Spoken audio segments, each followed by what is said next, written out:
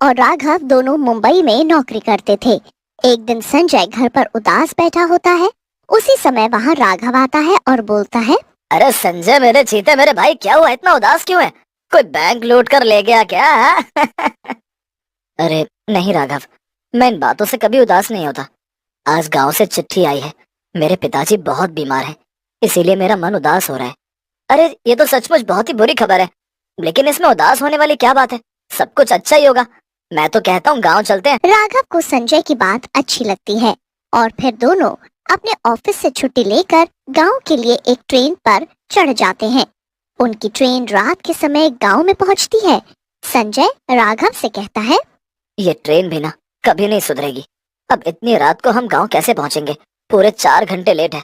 इस देश का कुछ नहीं हो सकता है। तू भी ना कितनी जल्दी गुस्सा हो जाता है यार। अरे भाई अभी तो आए हैं, देखते हैं कुछ ना कुछ तो मिल ही जाएगा घर तक जाने के लिए। अरे संजय ये क्या हो गया? लाइट चली गई। तुम्हारे गांव में लाइट भी जाती रहती है क्या? हाँ? इससे पहले संजय कुछ कह पाता, वहाँ पर उन्हें एक बुढ़ा आदमी दिखाई देता है और वे संजय की ओर इशारा करते हुए बोलता है, अरे तुम चौधरी के लड़के हो ना? संजय नाम है तुम्हारा? हाँ हाँ काका, मैं चौधरी जी का ही लड़का हूँ। लेकिन आप कौन और मेरा नाम कैसे जानते हैं? काका बोलते हो और पहचानते भी नहीं। मैं हूँ तुम्हारा कल्लू काका। तुम वो भी क्या दिन थे? हाँ मैं वही हूँ। लेकिन चलो अभी घर चलते हैं और बाकी बातें रास्ते में कर लेंगे। ऐसा कहकर कल्लू वहाँ खड़े एक ई रिक्शा की तरफ इशारा करता है। ई रिक्शा को देखकर राघव कहता है, सही है संजय, गांव भी बहुत एडवांस हो गया, ई रिक्शा चलने लगा है अभी। कल्लू फिर ई रिक्शा चलाने लगता है। हाँ हाँ चाचा, तुम्हारी एंट्री एकदम किसी भूत जैसी थी। आप सोच रहे थे हम दोनों डर जाएंगे क्यों? संजय बोलता है, ये कौन से रास्ते से ले जा रहे हो काका? गांव के रास्ते में तो ये बाग आते ही नहीं है। हम तीनों अब कब्रिस्तान जा रहे हैं। कल्लू की बात सुनकर संजय और राघव दोनों घबरा जाते हैं और बोलते हैं, कल्लू चाचा, हम दोनों तो मजाक कर रहे थे। रात का समय हो गया, हम तीनों को अब गांव की ओर चलना चाहिए। अरे संजय चुपचाप बैठ, मुझे कुछ ठीक नहीं लग रहा है। चुपचाप बैठ और देख क्या होता है। तुम सही कह रहे हो। क्या बोल रहा है तू यार? तूने पहले सोचना चाहिए था ना। ये इसके पैर भी देख, वो भी उल्टे हैं। आज तो हम फंस गए यार। तुम दोनों घबरा क्यों रहे हो? क्या हुआ? अभी तो ठंड ठंड कर रहे थे और अब तुम दोनों को पसीने आ रहे हैं।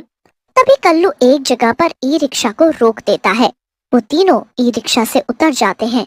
अरे काका, तुम तो हम दोनों को इस कब्रिस्तान में ले आए। अरे हम मजाक कर रहे थे। चलो हम तीनों अभी गांव में चलते हैं, यहाँ रुकना ठीक नहीं है।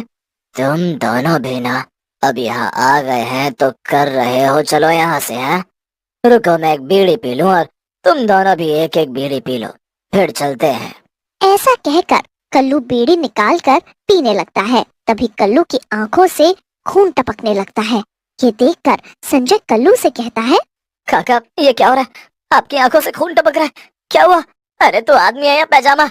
अरे ये भूत है भूत। इससे पहले ये हमें कुछ और करे, यहाँ से भागना चाहिए। राघव और संजय भागते हुए एक रोड पर आ जाते हैं।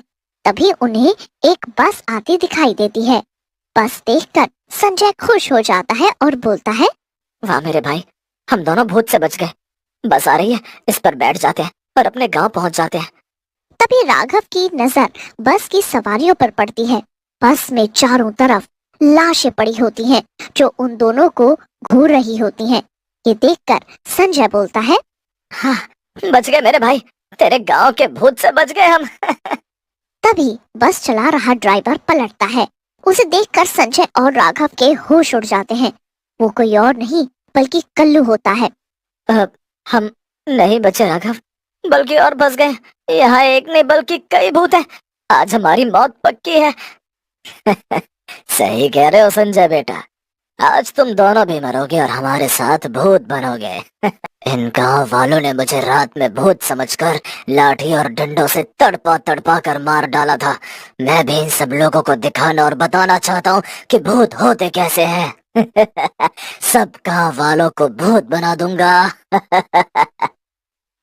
आप अपनी जगह पर ठीक है कल्लू काका, लेकिन हम दोनों तो अब इस गांव के नहीं है।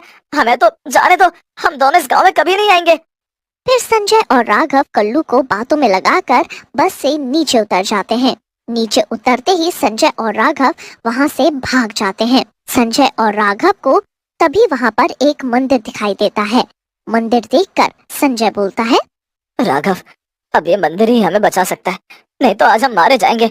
सही कह रहे हो संजय, मैंने सुना है वैसे भी मंदिरों में भूत प्रेत नहीं घुस पाते। ऐसा कहकर संजय और राघव मंदिर के अंदर घुस जाते हैं। उनके मंदिर में अंदर जाते ही भूतिया कल्लू और बाकी के भूतिया गांव वाले वहां पर आ जाते हैं। लेकिन जैसे ही भूत मंदिर की सीढ़ी पर कदम रखते हैं, जलने लग जाते हैं।